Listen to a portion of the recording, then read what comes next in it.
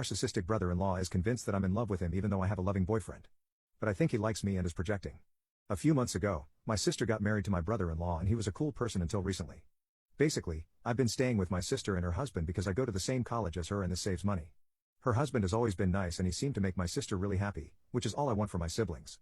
We've always been super close, and that closeness didn't go away when I started living with her.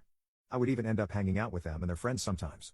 Since the semester just ended for us, we all went home to stay with my parents for the weekend.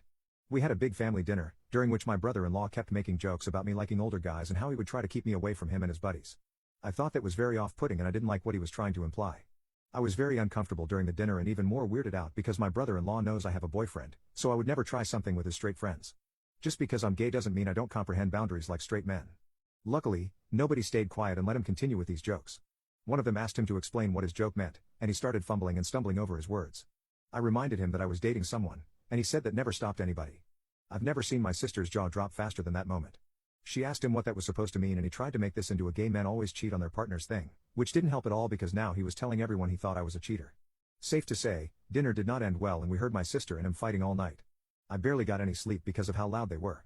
She was saying that he wasn't making a good impression and she didn't like that he was speaking bad about me. She said he sounded really homophobic and she also didn't like what he said about cheaters because we all know it wasn't just meant to be a dig towards gay people.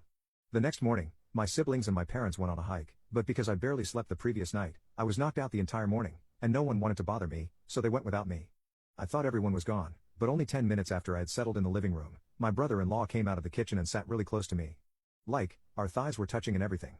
I felt uncomfortable and tried to get away from him.